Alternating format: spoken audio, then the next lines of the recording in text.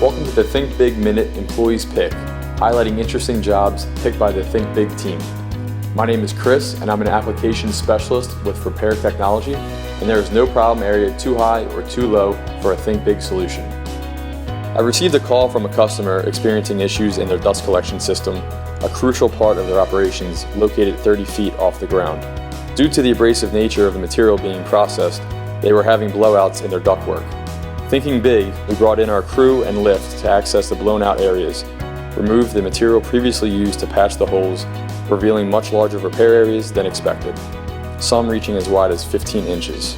For larger repair areas, our crew cut and installed new sheet metal, then applied Belzona 2211, an abrasive resistant elastomer for the long-lasting protection of the ductwork.